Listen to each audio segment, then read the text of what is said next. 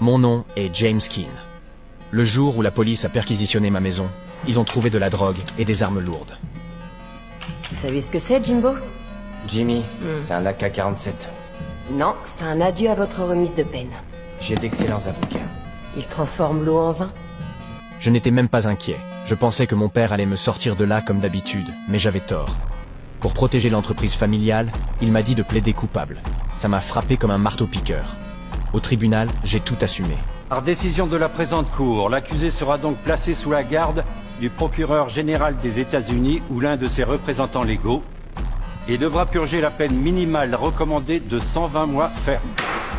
C'est à ce moment-là que j'ai réalisé que mon père et moi avions été manipulés par le procureur. 7 mois plus tard, un gardien m'a emmené à l'infirmerie. Là, ce qui m'attendait était le procureur qui m'avait trompé et une femme que je n'avais jamais vue auparavant. On veut vous transférer dans une autre prison afin de pousser un détenu à vous livrer ses aveux. Et cette prison? C'est une prison qui est spécialisée dans les criminels aliénés. Non, pas question, même pas pour tout l'or du monde. Et pour la liberté? Nous vous offrons une remise complète de peine. Non. Cette offre ne se représentera pas 2 fois. Alors, avant de passer 10 ans à vous demander pourquoi vous l'avez refusé, consultez le dossier. De retour dans ma cellule, j'ai feuilleté le dossier, page après page de meurtres brutaux. J'étais écœuré, mais je ne pouvais pas détourner les yeux. J'ai appelé mon père pour lui demander conseil.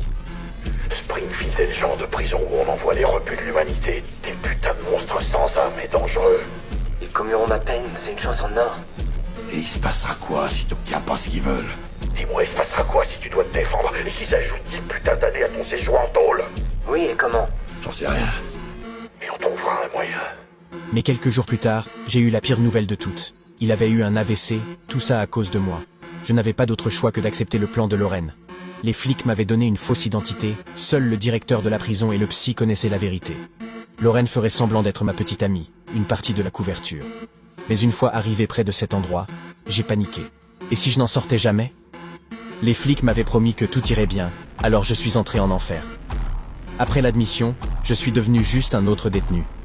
J'ai essayé de parler à Larry, mais il était aussi froid qu'un bloc de glace et m'a ignoré. J'ai essayé encore à l'heure du déjeuner. Toujours rien. Ils m'ont emmené dans la salle de télévision avec Larry. Larry aimait les émissions sur les crimes réels, mais un autre détenu est arrivé en trombe et a changé la chaîne. On était en train de regarder. Ouais, et qu'est-ce que tu veux que ça me foute?